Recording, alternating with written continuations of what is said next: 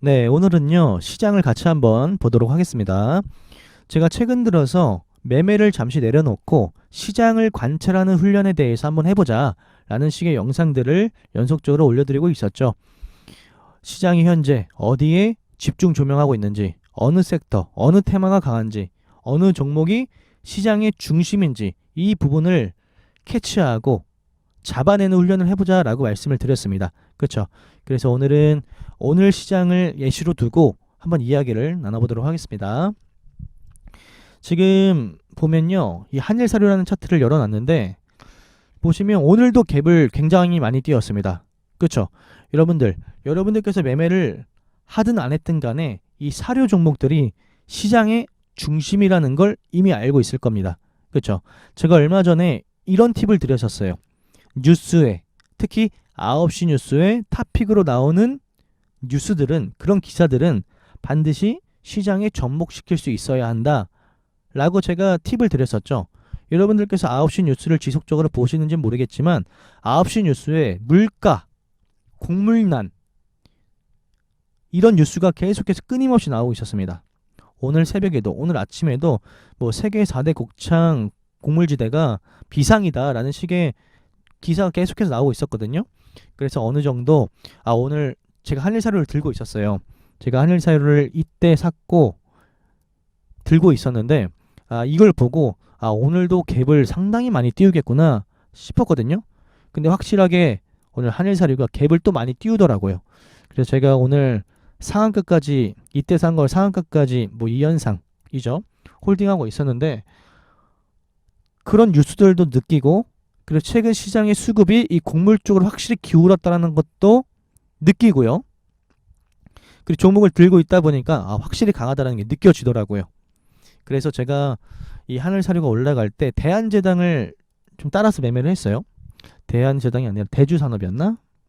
네, 대주산업을 따라서 이때 매매를 했습니다. 따라서. 근데 뭐 매매를 했다라는 게 중요한 게 아니고 시장을 관찰해야 되는데 장 초반에 이렇게 한일사료가 강했습니다. 근데 여러분들이 접근을 할 때 요 종목들이 이미 많이 올랐고 너무 높으니까 접근하기가 상당히 부담스럽죠. 한일사료 있었고요, 대한제당 있었고요, 대주산업 있었고요, 아침에는 뭐 미래생명자원까지 약간의 상승을 보여줬고요. 근데 이미 너무 높단 말이에요. 그렇죠? 우리가 어제 시장을 느꼈다면 어제 비교적 덜 높았을 때 보시면 어제 대한제당, 어제 대주산업, 그리고 어제 사주동아원, 어제 노렸으면 베스트였겠지만, 죄송합니다, 기침이 나오려고 해서, 어제 공략했으면 좋았을 뻔했지만 오늘은 너무 높아서 부담됐습니다. 막상 한일사료를 봤을 때 곡물주가 오늘도 이 시장을 잡아먹겠구나라는 느낌은 있지만 그래 높으니까 부담됐습니다. 그쵸? 어쨌든 한일사료가 상한가에 잠시라도 들어갔었기 때문에 이 곡물 테마는 항상 관심 종목에 넣어두는 건 맞아요. 그 다음은 뭐 종목들을 보니까 일동홀딩스도 장 초반에 잠깐 갭을 띄우고 떨어졌지만 다시 이렇게 치고 올라오고요. 근데 하지만 여러분들이 딱 여기까지만 봤을 때는 이 종목이 주도주로 변모했다 라고 느끼기에는 상당히 어렵죠. 이 정도의 모습만을 보고 주도주로 등극했다라고 볼 수는 없겠죠. 어제처럼 확실히 이렇게 상승했다가 한 이 정도를 보여줘야 주도주로 등극했다라고 볼 수 있는 거지, 오늘은 아니었습니다. 오늘은 장초반에 어떤 종목들이 강했었죠? 그쵸? 쌍용차 관련 종목들이 굉장히 강했습니다. KG스틸, 쌍방울, 광림, 이 종목들이 강한 걸 여러분들께서 느낄 수가 있을 겁니다. 그쵸? 그러면 쌍방울, 제가 최근에 가르쳐드린 방법대로 한다면 강하다고 여기서 잡을 겁니까? 아니라는 거죠. 강하다고 여기서 잡을 겁니까? 아니라는 거죠. 이거는 여러분들께서 추후에 하셔도 될 일이에요. 여러분들께서 당일 7% 이상 오르는 종목, 10% 이상 올라가는 그런 종목들이 검색되도록 조건 검색실 만들고 클릭을 해보잖아요. 수십 종목, 수백 종목이 나옵니다. 그렇죠? 오늘도 아마 그랬을 겁니다. 오늘도 수십 종목, 수백 종목이 10% 이상 올랐을 거예요. 뭐 아시아 종목 같은 것도 그렇고 남해화학도 뭐 7% 이상 올랐고요. 뭐 제가 간종에 뭐 강한 종목들만 놓다 보니까 그런 종목들을 일일이 다 볼 수는 없겠지만 뭐 GSE도 장초반에 뭐 천연가스 에너지가 가격이 계속 급등하고 있다라는 이슈 때문에 갭은 떴지만 결국 떨어져 있고요. 대성 에너지도 마찬가지예요. 그쵸? 이것저것 다 오르기 때문에 그때 우리가 알 수 없기 때문에 아무리 우리가 KG 스틸, 쌍방울 이렇게 쌍용차 인수 관련 종목들이 아침에 이렇게 오른다라고 해도 따라붙는 게 아니라는 거죠. 그렇죠? 그렇죠? 확실하게 얘가 이런 모습까지 보여줬을 때 물론 이슈의 지속적은 필요해요. 이슈가 잔발적인지 아니면 지속적이 붙을 만한 재료인지 그 부분을 확인하셔야 됩니다. 그래서 일단 후보가 우리가 매매해야 될 대상이 후보가 쌍용차 관련 종목들이었단 말이에요.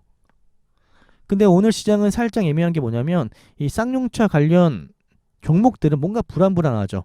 이슈 하나하나에 급등하고 이슈 하나하나에 마이너스 10%, 마이너스 20% 이상 빼는 경우도 있죠. 뭐 쌍방울 같은 경우에 이때만 봐도 마이너스 20% 가까이 빼기도 했고요. 이때도 고점 대비 막상 매매하기 부담된단 말이에요. 그래서 여러분들이 아무리 이 종목이 주도주가 됐다 하더라도 이 정도 보여줬으면 주도주잖아요. 이런 데서 샀어도 비중은 좀 줄이고 파동도 좀 작게 먹고 나올 생각을 해야 된다는 거죠. 어쨌든 여러분들이 이 쌍방울과 광림을 주도주 등록했다면 최소 이건 아니더라도 이런 구간에서 조금 분할 매수한 다음에 살짝이라도 먹고 나올 수 있는 그런 자리가 분명히 있었다라는 거예요. 그 중간중간 이 아파동에서 올라가는 이 종목 저 종목 다 공략하는 게 아니라 여기 내가 잠깐 포기할게. 내가 경험을 쌓고 나중에 조금 뒤에서 돈이 벌리면 여기서 내가 매매를 해서 돈을 벌어줄게. 그런 마인드로 하다가 그런 마인드로 이 뒷파동만 좀 노리는 거죠. 뒤에서.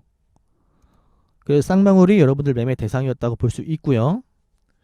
그리고 백강선악 같은 걸 말씀드리는 거예요. 이렇게 올라다가 한 번에 파동만 보여주고 떨어지는 경우가 종종 있다라는 거죠. 그렇죠? 그래서 확실히 좀 고가권에서 좀 유지해 줄 때. 근데 오늘 결국 새로운 테마는 없었어요. 새로운 테마는 없었고 대한제당, 대주산업 이런 종목들이 새로 올라왔습니다. 새로 올라왔어요. 그래서 여러분들이 매매할 때 이 종목이 이런 종목들이 올라왔다가 떨어졌는데 다시 올라와? 그러면 여러분들이 이런 데서라도 조금씩 분할 매수를 해보면 내일까지 종가 베팅 느낌으로도 해볼 수가 있다라는 거예요. 대양제당도 마찬가지로 떨어졌었는데 다시 올라와? 그러면 얘가 어느 정도 떨어졌을 때 이런 구간에서 분할 매수로 접근한 다음에 약간의 파동이라도 먹고 나올 수도 있겠지만 있겠다 라는 마인드로. 물론 여러분들이 매매를 하실 때 앞에서 좀 파격적으로 수익률을 내고 싶기도 해요. 맞죠? 근데 여기서 좀 빠르기도 하고 내동매매가 작동하는 구간이 이런 구간이에요. 제가 매매일지 보여드릴 때 저는 이 아파동에서 많이 하는 걸 보여드리지만 실제로는 전 뒤에서도 많이 합니다. 뒤에서도. 예전에 제 매매일지를 보시면 여기서만 한 게 아니라 이런 구간에서도 제가 많이 매매를 하죠. 이런 구간에서도.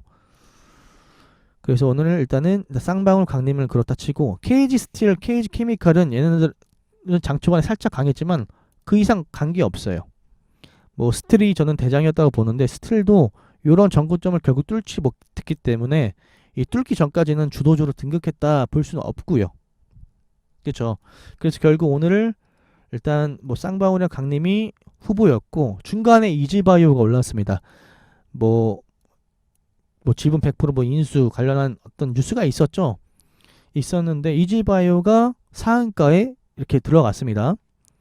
근데 저는 어쨌든 지금 시기가 시기인 만큼 얘도 그냥 사료에 다 묶어버렸습니다. 제가 사료 종목에. 그래서 이지바이오, 이지홀딩스 같은 경우에는 이지바이오가 상한가에 들어갔고 마지막에 보신 분들 있을지 모르겠지만 이지바이오가 100만 주 있다가 170만 주로 변해버렸어요.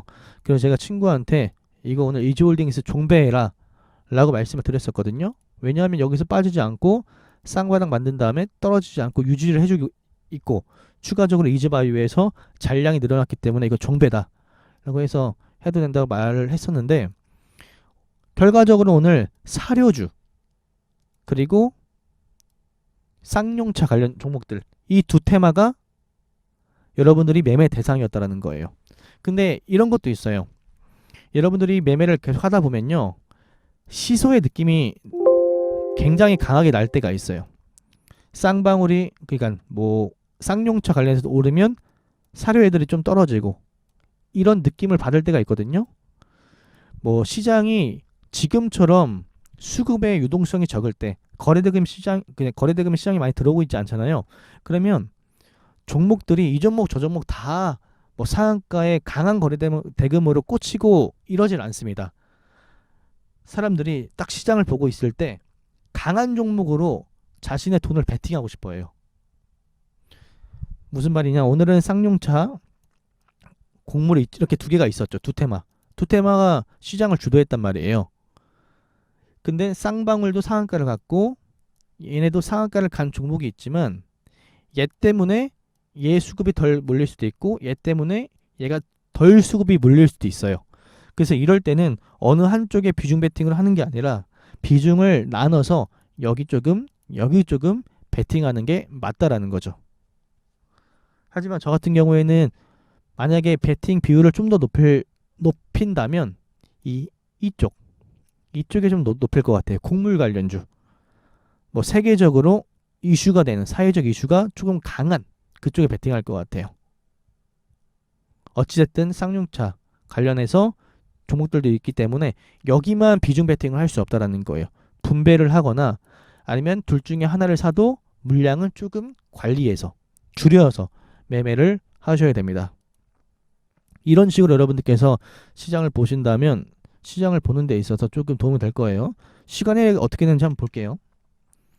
지금 쌍방울은 안 풀렸고 광림도 안 풀렸고 이지바이오 안 풀렸고요. 이지홀딩스는 시간외에서 상한가에 갔네요. 200만 주 됐고 그리고 아까 말씀드렸던 대한제당은 마이너스고요. 대주산업은 플러스고요. 뭐 어찌됐든 여러분들께서 위에서 좀 버티고 있는 종목들 주도주가 된 섹터 주도가 된 테마 그것들을 잘 파악하면서 매매를 해보시면 참 도움이 될 거라고 생각을 해요. 지금 최근에 말씀드렸던 걸 어느 정도 예시로 이렇게 말씀을 드린 거니까 여러분들이 참고해서 시장을 관찰하는 훈련을 해보셨으면 좋겠습니다. 오늘 제가 지금 나갔다가 외출했다가 바로 들어오자마자 여러분들에게 영상을 찍어 드려야겠다 생각을 하고 바로 영상을 찍는 바람에 약간 좀 정신 사나울 수도 있습니다. 제 목소리 톤도 그렇고 빠르기도 그렇고 하지만 여러분들을 위해서 이렇게 영상을 찍어 올려드리니까 댓글 많이 달아주시고요. 그리고 좋아요 눌러달라는 이야기 별로 안 하는데 좋아요 많이 눌러주시고요. 네, 오늘 시장도 수고하셨고 내일도 성투하시길 바라겠습니다.